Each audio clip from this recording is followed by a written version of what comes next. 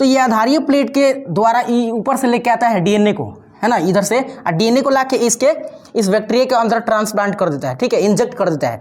और इंजेक्ट करने के बाद क्या करता है कि इसका रेप्लिकेशन होता है इस बैक्टीरिया के अंदर। रेप्लिकेशन होने के बाद बहुत संख्या में, यानी रेप्लिकेशन का मतलब क्या, गुणन, तो कहा जाता है कि जिनके नसीब ऊंचे और मस्त होते हैं उनके ही इम्तिहान ज़बरदस्त होते हैं। तो दोस्तों इसी के साथ आज के इस सेशन में हम लोग समझेंगे बैक्टीरियोफाज या जीवाणु भोजी की संरचना, ठीक है। तो जीवाणु भोजी की संरचना समझेंगे बहुत बेहतरीन तरीके से, तो इसलिए आप इस वीडियो में अंत तक बने रहिएगा, ठीक है। आइए शुरू करते हैं। जीवाणु भोजी की संरचना की अगर हम बात करें तो जीवाणु भोजी की अगर बात करें तो जीवाणु भोजी मुख्य रूप से एक विषाणु है। क्या है? विषाणु है। इसका नाम जीवाणु भोजी, परंतु है एक ये क्या, विषाणु, वायरस है, ठीक है। देखिए इसका नाम जीवाणु भोजी रखा गया है, ये वायरस है। ये जीवाणुओं को भोजन के रूप में प्रयोग करता है, खाता है जीवाणुओं को, यानी भोजन के रूप में अपना टारगेट बनाता है और उनसे अपनी रेप्लिकेशन करके अपनी संख्या बढ़ाता है, ठीक है। यानी जीवाणु भोजी का मेन टारगेट कौन है? तो जीवाणु भोजी का मेन टारगेट है बैक्टीरिया।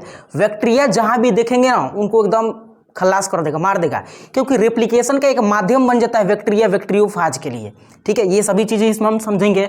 तो आइए शुरू करते हैं। देखिए ये एक जीवाणु भोजी का स्ट्रक्चर है, बहुत सिंपल सा है, आप भी बना सकते हैं घरे बैठल, ठीक है। तो जीवाणु भोजी का सबसे पहला पार्ट जो होता है वो होता है सिर, इसका हेड, मूड़ी, ठीक है। The top part of body is known as मूड़ी, इंग्लिश में उसको बोलते हैं, ठीक है।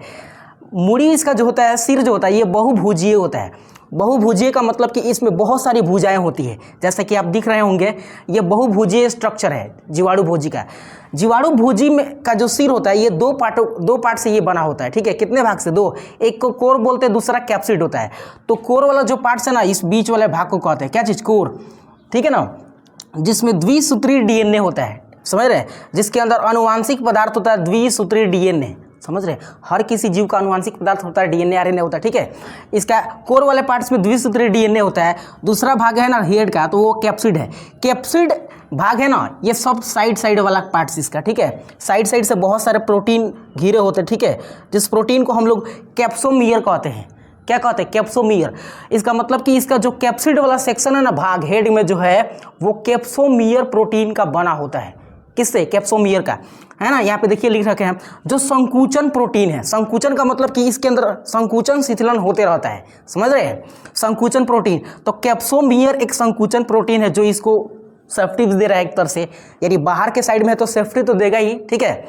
अब दूसरे अगर इसके भाग की बात करें तो दूसरा होता है ग्रीवा। ग्रीवा यानी गर्दन, जिसको इंग्लिश में कॉलर कहते हैं, हॉई कॉलर नहीं, कॉलर, ये वाला ग्रीवा, नेक, ठीक है। ये जो होता है ग्रीवा, ये सिर और पूंछ को जोड़ता है। देखिए ये उसका हेड हो गया, और हेड के बाद ये ग्रीवा, ग्रीवा के बाद ये समस्त भाग को बोलते हैं पूंछ, ठीक है। तो ग्रीवा किसको जोड़ता है? हेड और इसको जोड़ रहा है, पतली सी संकीर्ण पार्ट है ना, ग्रीवा, ये दोनों को जोड़ता है। उसके बाद बात आता है किसका? तो ये बीच वाला जो पार्ट सबसे नीचे आपको दिख रहा है, ये होता है पूंछ, टेल। ये यहाँ पे देखिएगा, ये जो पूंछ है ना, लगभग 24 से 25 प्लेटों से बना होता है। कितने प्लेटों से? लगभग 24 से 25 प्लेटों से बना होता है, ठीक है। अब ये 24 से 25 का प्लेट का जो समूह है, ये ग्रुप सबसे निचले एक बड़े प्लेट से जुड़ा हुआ है, जिसको आधारीय प्लेट कहा जाता है। क्या कहते हैं? आधारीय प्लेट। इस आधारीय प्लेट से कुछ बड़ी तंतुएं निकली हुई है और कुछ छोटी। तो जो बड़ी तंतु निकली है इसको बोलते हैं पूंछ तंतु या टेल फाइबर बोलते हैं। क्या बोलते हैं? Tail fibre. और जो छोटी तंतु निकली है ना, इस छोटी तंतु को स्पाइक कहते हैं। क्या कहते हैं? स्पाइक। अब सुनिएगा ध्यान से, ये जो पूंछ वाला सेक्शन था ना, ये किसको जोड़ रहा है? ये ऊपर वाले भाग को जोड़ रहा है, और प्लस ये जो नीचे तंतु फाइबर है इन सबको जोड़ रहा है, ठीक है। ये 24 प्लेट का बना होता है, ये हमने आपको अभी बताया। सबसे निचला पार्ट आधारीय प्लेट का होता है, जिससे बड़े कुछ छोटे तंतु निकले होते हैं। तो बड़का तंतु को बोलते हैं क्या चीज़? पूंछ तंतु, टेल फाइबर। और छोटका तंतु को बोलते हैं स्पाइक। क्या बोलते हैं? स्पाइक बोलते हैं। अब ध्यान से सुनिएगा, स्पाइक का काम क्या है? ये आधारीय प्लेट जो है ना, इस आधारीय प्लेट से एक एंजाइम निकलता है जिसका नाम है लाइसोजाइम। क्या नाम है? लाइसोजाइम। बात समझ रहे? आधारीय प्लेट से एक एंजाइम निकलता है जिसका नाम क्या है? लाइसोजाइम। हमने आपको अभी बताया कि जब ये विषाणु किसी बैक्टीरिया को देखता है ना, तो उसके शरीर के ऊपर चढ़ जाता है। जैसे यहाँ पे बैक्टीरिया आपको दिख रहा है, इसके ऊपर चढ़ेगा, और चढ़ने के बाद इस आधारीय प्लेट से एक एंजाइम स्रावित करेगा। क्या चीज़? एंजाइम, जिसका नाम है लाइसोजाइम। ये लाइसोजाइम एंजाइम इस बैक्टीरिया के सबसे बाहरी जो परत है ना, लेयर, यहाँ पे इस लेयर को घुला देगा। क्या कर देगा? घुला देगा, यानी तोड़ देगा। समझ रहे हैं।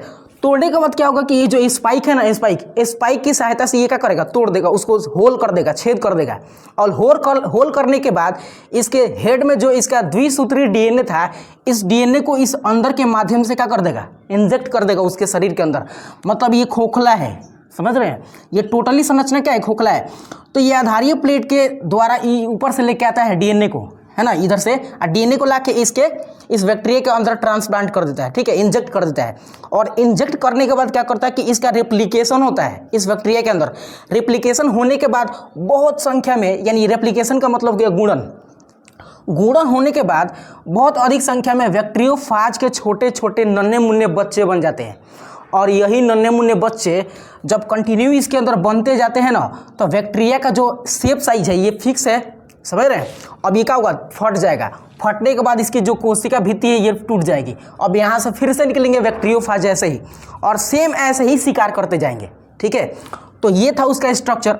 तो इस वीडियो में हमने जाना कि जीवाणु भोजी की संरचना किस तरह से क्या होता है, कैसे इसमें क्या क्या भाग था, उस सबको हमने आपको समझा दिया, ठीक है। उम्मीद है आपको समझ में आया होगा। अगर समझ में आया है तो कमेंट में रिप्लाई दीजिएगा कि